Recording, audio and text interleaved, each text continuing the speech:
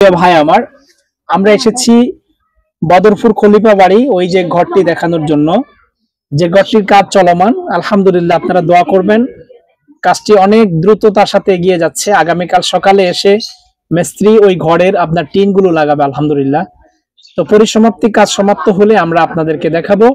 আর ঘরের আপডেটের আমরা কিছু ভিডিও করেছি, ভিডিওটা আপনাদেরকে অবশ্যই দেখাবো, আপনারা অপেক্ষায় থাকুন। আর ওইখানে আমি যখন ভিডিও করতে এসেছিলাম, আমার এই বোনটা আমাকে ওনার ঘরে নিয়ে আসছে, সেম খলিফা বাড়ির একেবারে শেষ কর্নারে আমি এসেছি ওনার ঘরটা দেখার জন্য। একেবারে জীর্ণ শীর্ণ একটা ঘর।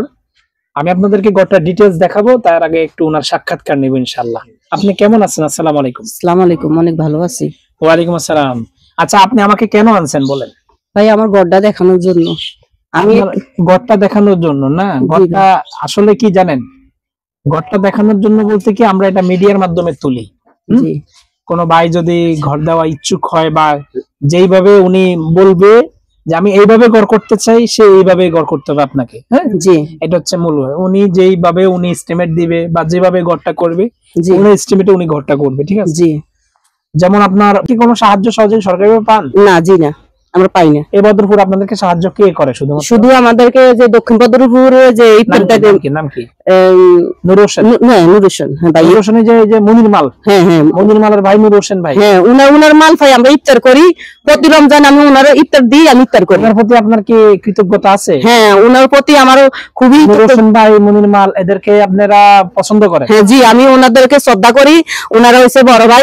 ওনারা আপনাদের পাশে থাকে তো? জি, পাশে থাকে। টাকা দেখ, ইফতার দেখ। গ্রামে যদি কোনো সাহায্য করে তাহলে ওই যে মনির মাল গ্রুপ। হ্যাঁ, মিলন ভাই। হ্যাঁ, ওনার ইফতার দিয়ে আমি প্রতি মাসে, প্রতি রমজানে, প্রতি বছরে আমি ইফতার করি। আর এই নূর হোসেন ভাই? হ্যাঁ, নূর হোসেনের ভাই। ওনাদের অনেক টাকা পয়সা না মনে হয় বদরপুরে? ঠিক আছে, আমি মনে করি যে আরো দেখ, আরো বাড়াই দেখ। গরিব দরকার যখন সাহায্য সদর করে, আমি মনে করি ওনাদেরকে আরো বাড়াই দেখ, আরো বাড়াই দেখ। হ্যাঁ, টাকা পয়সা আরো বাড়াই দেখ। মানে ওনারা ওই যে রাজনীতির কোনো হাসিল না, ওনাদের হচ্ছে আল্লাহকে খুশি করার জন্য এরকম ভাই দেয় জি। আর ওনারা মনে স্বাবলম্বী করে দেয় এরকম ভাই জি। হ্যাঁ, পুরা নূর হোসেন ভাইরা বড় ধরনের সাহায্য করে আসে জি।